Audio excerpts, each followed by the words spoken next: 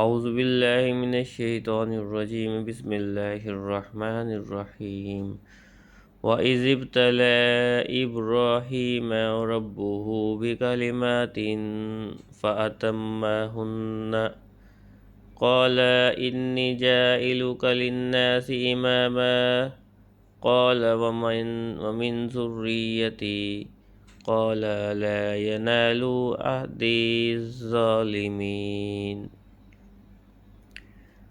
اور ترجمہ: اور یاد کرو جب ابراہیم کو اس کے رب نے چند باتوں کے ذریعے آزمایا تو اس نے انہیں پورا کر دیا۔ اللہ نے فرمایا، میں تمہیں لوگوں کا پیشوا بنانے والا ہوں۔ ابراہیم نے عرض کی، اور میری اولاد میں سے بھی؟ فرمایا، میرا عہد ظالموں کو نہیں پہنچتا۔ تفسیر: وَإِذِ ابْتَلَىٰ اور جب آزمایا۔ یہود و نصارہ اور مشرکین عرب سب حضرت ابراہیم علیہ السلام کے فضل و شرف کے معترف اور آپ کی نسل میں ہونے پر فخر کرتے ہیں۔ اس آیت میں اللہ تعالیٰ نے آپ علیہ السلام کے وہ حالات بیان فرمائے ہیں جن سے سب پر اسلام کا قبول کرنا لازم ہو جاتا ہے، کیونکہ جو چیزیں اللہ تعالیٰ نے آپ علیہ السلام پر واجب کی وہ اسلام کی خصوصیت میں سے ہیں۔ ابتلاء آزمائش کو کہتے ہیں۔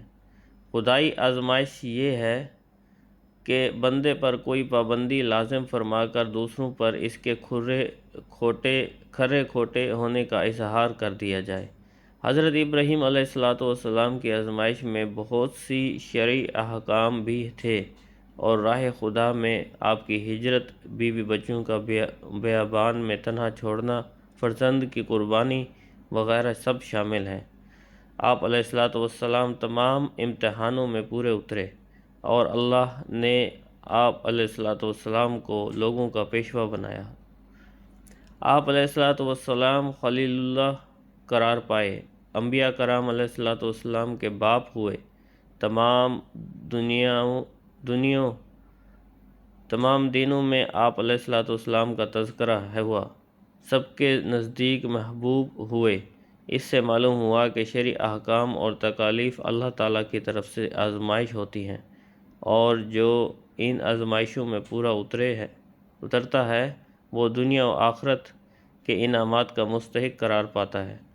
للناس اماما، لوگوں کے لیے پیشوا۔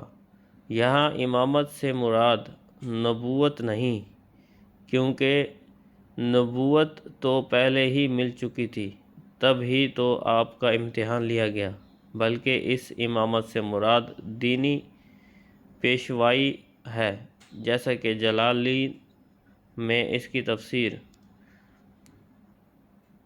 یعنی دین میں پیشوائی سے کی گئی ہے۔ وَمِن ذُرِّيَّتِي، اور میری اولاد میں سے۔ جب اللہ تعالیٰ نے حضرت ابراہیم علیہ السلام کو امامت کا مقام عطا فرمایا تو آپ علیہ السلام نے اللہ تعالیٰ سے اپنی اولاد کے لیے بھی عرض کیا۔ اس پر فرمایا گیا کہ آپ کی اولاد میں جو ظالم ہوں گے وہ امامت کا منصب نہ پائیں گے۔ کافر ہوئے تو دینی پیشوائی نہ ملے گی، فاسق ہوئے تو نبوت نہ ملے گی، قابل ہوئے تو اللہ تعالیٰ اپنے کرم سے جسے جو چاہے عطا فرمائے گا۔